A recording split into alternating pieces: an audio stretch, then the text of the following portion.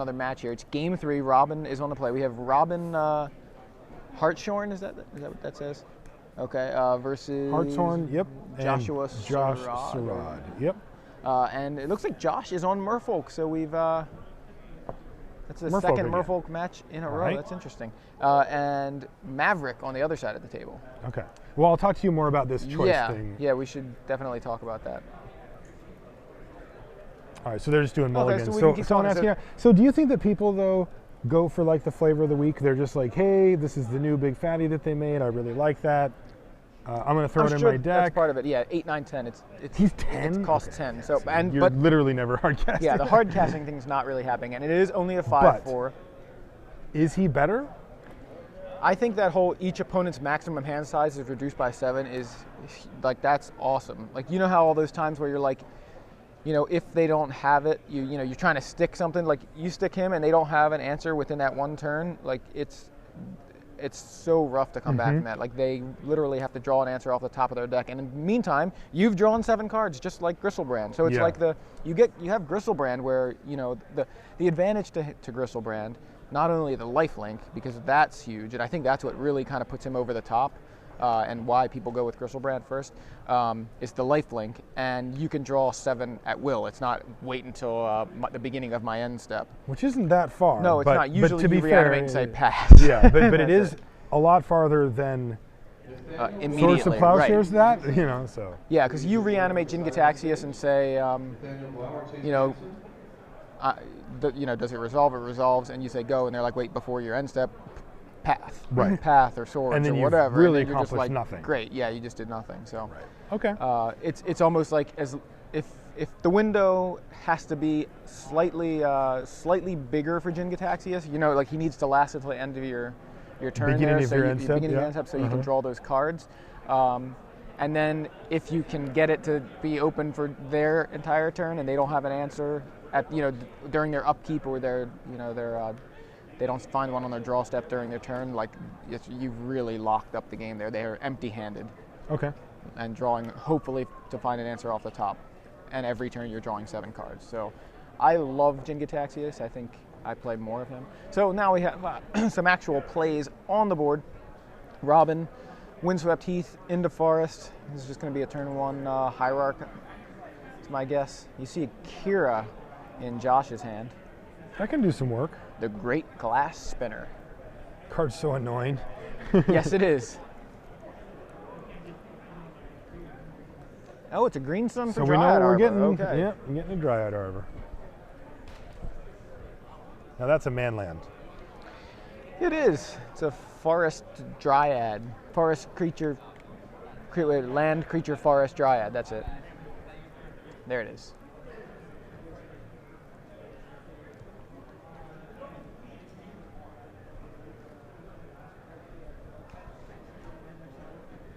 All right. So, turn 1 accelerator for Robin. Hartshorn here. He's going to potentially untap with 3 mana. We see a pretty important Force of Will come off the top for Josh here. He's going to go turn 1 Vial. Yeah, there it is. Yeah, that's a great at start. least he's thinking about it. Okay, yeah, go with turn 1 Vial. Vial. That is the start he wants. Start moving things forward. We are in game 3 here. All right, Robin untaps, draws off the top. And Cedric Phillips lamenting his losses, I think. He is indeed, as only he can do. Cavern of Souls from Robin. Now, does he name Merfolk? Probably not, because that's the opponent's deck. But what he does name is apparently whatever a Knight of the Reliquary is. Nice save. No, I'm kidding. That wasn't a save. It was actually just an intentional. Oh, you're just goof. being funny. Yeah, just Can you let me know when you're being funny so that I'm sorry. It's like I'm addicted to being sarcastic to the point where it's really just I say a lot of stupid things. And so a vial, vialed in. Oh no, he just cast be it. vialed in. No, it's not just yet. It's just 1. It looked like he was going cast 1, vial 1, and I realized no, he just played the adept, revealed the Regery. Drew a card, so correct. Robin now, after resolving a Knight of the Reliquary. He gets to untap with the Knight. Yep, and 4 lands. Cavernous Soul seems like it's going to do some work here. I think that would have got Snap Force of That Will. was Jite. That's going to get Force of Will. Yeah, right? he has to. Yeah, you just cannot not. I mean, he could start to try to rely on Kira, but I don't think that's. I think you just force it. You're gonna have to pick a card to exile. Yeah. I mean, it's part of the cost. Yeah. And Spell Stutter Sprite is what he goes with. Spell Stutter Sprite. They run that. Sometimes looks like. Oh, okay. It's a 2 of. It's not generally one that you see all the time. I mean, there are a ton of 1-drops in the format, right? Yeah. I mean, and it's another creature that beats, even if it's a fairy and not a merfolk. Yeah. And you also have access to Mutavault, which can sometimes, make it counter 2-drops. Yeah.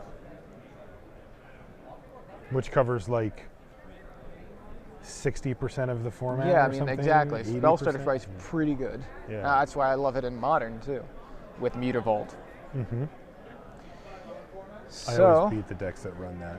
Yeah. Yeah, very easily. Lightning Bolt. It's a card. It is. All right. So what is Robin going to be doing here? Like, is he going to start using his Knight of the Reliquary every turn and just kind of growing it? He's going to grow the Knight. It's currently a 3/3. He passed the turn without attacking, so I'm hoping his plan is to grow the Knight. Otherwise, he's just letting it sit there for no reason. I don't see why that would be. So, I don't mean for this turn. I mean like the game. Yeah. Like, is he just going to keep growing it up until he can start bashing for big hits? How does his plan? I don't really know what his plan is as a Maverick player versus. Pretty much, I think you Merfolk. just want the Knight to get kind of big, and meanwhile, like the Knight interacting with all these lands. Meanwhile, you just cast spells like you normally would, right? And you actually get a little acceleration off the Knight. Yeah, exactly. So here's an end of turn Knight activation from Robin, and Josh says sure. I mean, you got to pay the cost. Sacrifice of Plains, and a Dismember. Dismember comes down on the Knight. Now the Knight is currently a 4/4. Yeah, so that's gonna take care of it. Unless you can get something in the yard, which I don't see how you could do that. It looks like. Yeah, I think this is just in response to the activation here. Like he activates and has to sacrifice the Plains, and then it's like, okay, so you sacrifice the Plains, Dismember. I don't know why he's even looking through his. I mean, that's going to happen, but that Knight is gone. Yeah, I can't. The Dismember's going to resolve first. Give the Knight -5/-5. It's going to kill it.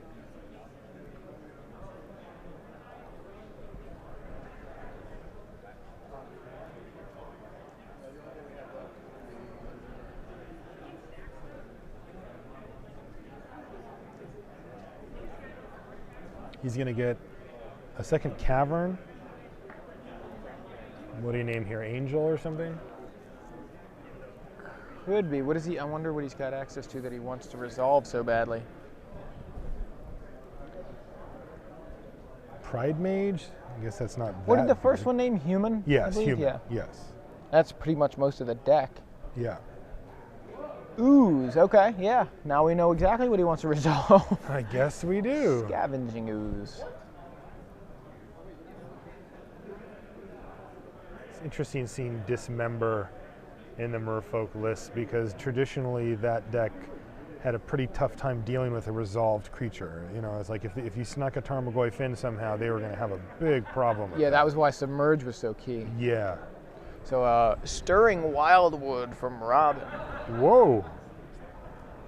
I love seeing the World Wake Manlands in Legacy. You typically don't see much more than Wildwood or potentially Tar Pit in like some bug lists and things, but Tar Pit drawn by Jason Felix. Yeah, Jason Felix, who was here at literally 12 feet that way, 20 feet that way, more like 20 feet. I got a visual. He's wearing plaid. Yes, I have his. I bought his art book. The thing was cool. Very impressive. He's actually for those of you who saw the Girl with the Dragon Tattoo, he actually worked on the art for the opening sequence of that. Like David Fincher called him and said, "Hey, I like your work.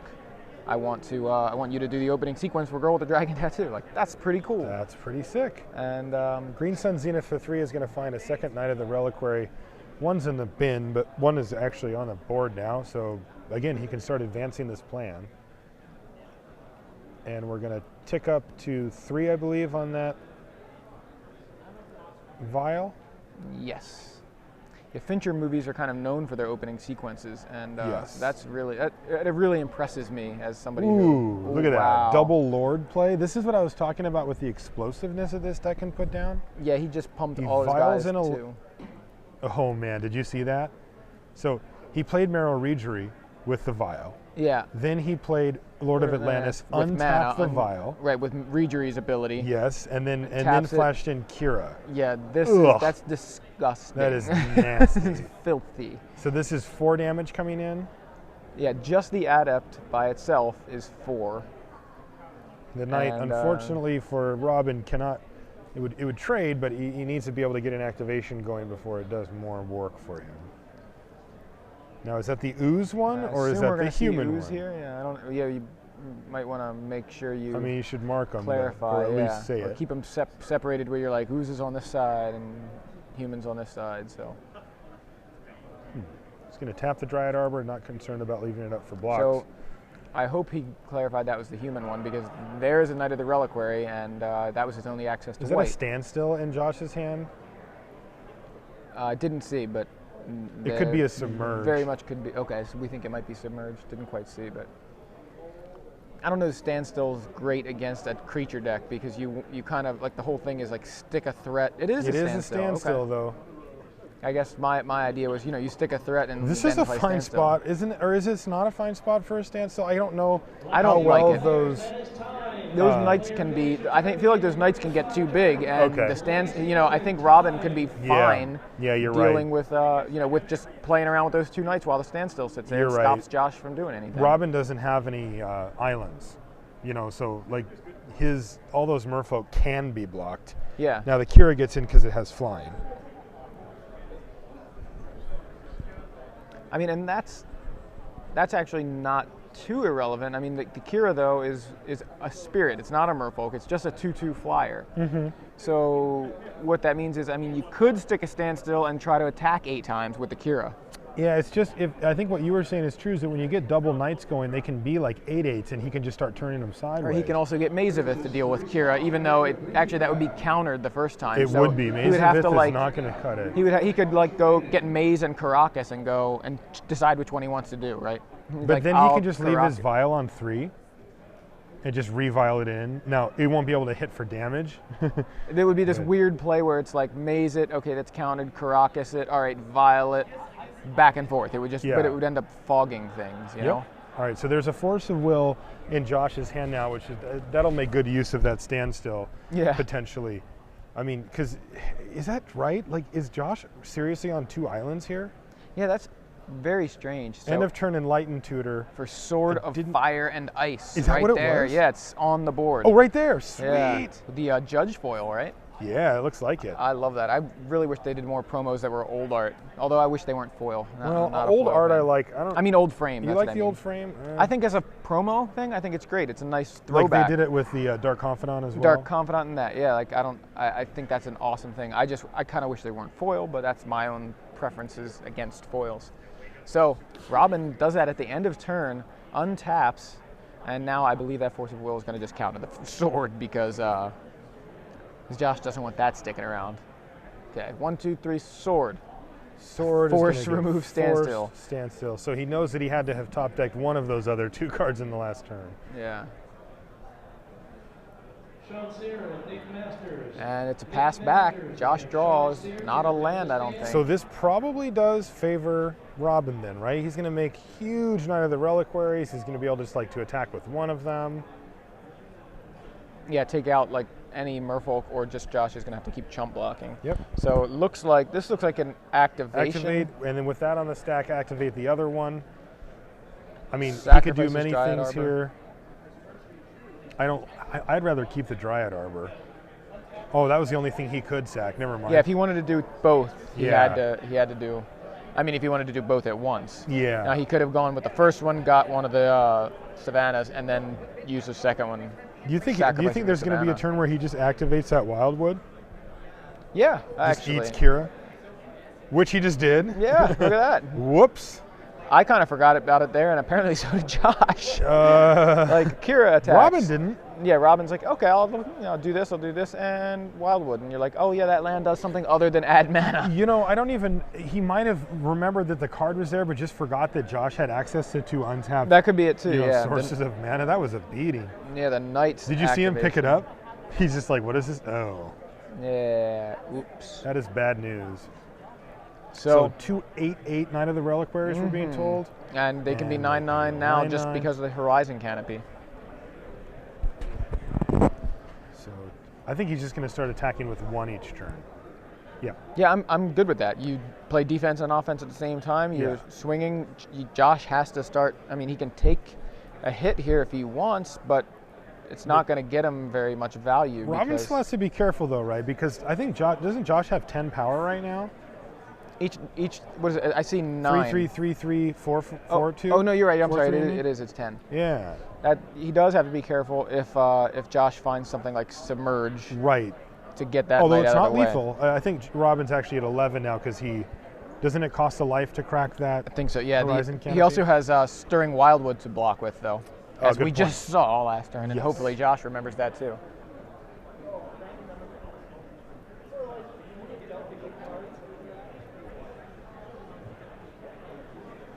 Yeah, sacrifice it. It doesn't cost a life. I always So it's get that only mixed the up pay to too. life to tap it for mana? Yeah. Oh, okay.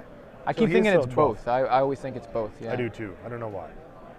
Well, there's a second Rejury, so that's a lot more damage added to the board. In fact, it's 3 more, not even counting itself. You know, Right. it's just pumping Which the other would be guys for lethal 3. if he had a way to get any blocker or all blockers out of the way, which he doesn't. Right. Right now, Robin actually has 2 blockers. So Yeah. I think. Now he's he playing the can't Rejury and he's tapping the Wildwood, so he only actually has he 1 couldn't blocker. activate it anyway.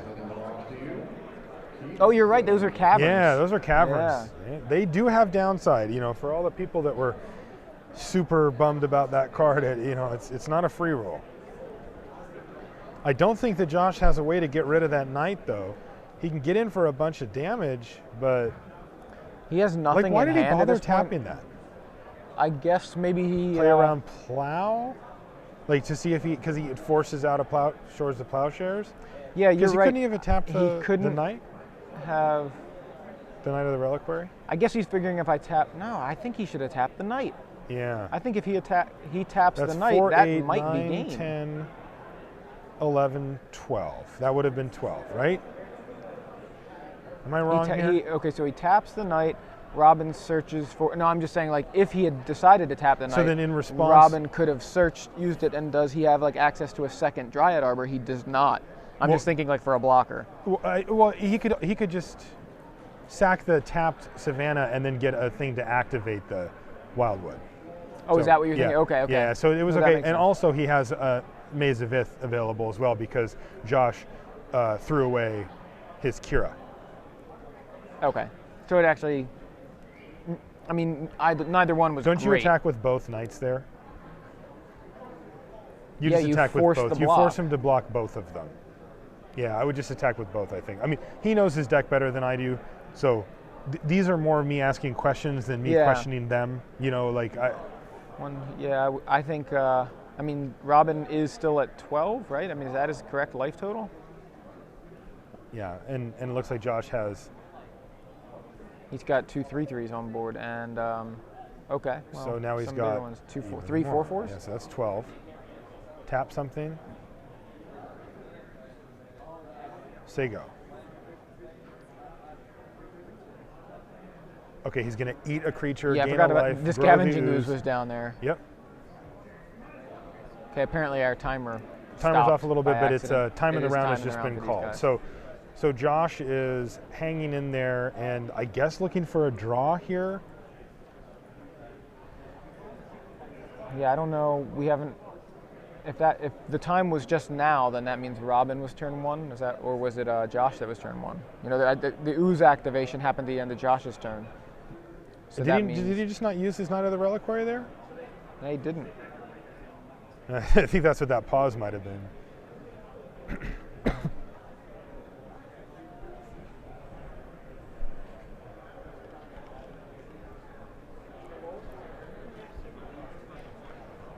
What's that? Oh, turn 1 is right now. Robin. Robin. Okay. Turn 1 is Robin is what he is what Okay, we're that makes thinking. sense. Then, yeah, if it was time in the round before Josh's turn was it was the end of Josh's turn, that was turn 0. So Robin is turn 1.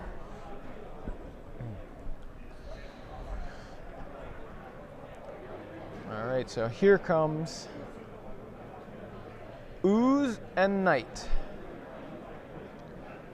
And looks like Josh says, all right, I'll just jump. As he must.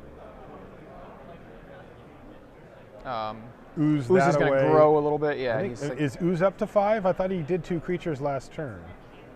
Did he not attack with that other knight again? He did not attack with the other knight. He's playing it safe. Maybe I mean, a little too safe. At careful. this point, what are you afraid of? You're at 12. And I'm not saying that I'm afraid. Not you, him. Oh. Why is he afraid of attacking with that knight? I feel pretty comfortable. Fine, yeah. Like, you're kind of scary, but not that bad. Yeah, I hope. I mean, I try to be a little threatening. I'm kind of a short person, so. You're like one of those menacing. You know? Well, I have to present, some sort of threatening. Well, I'm sure I come down. off very, very threatening. So I appreciate that. Yeah. Appreciate that. God, you're tough. Yeah. So I'm Joey Pasco here with Marshall Sutcliffe in Seattle.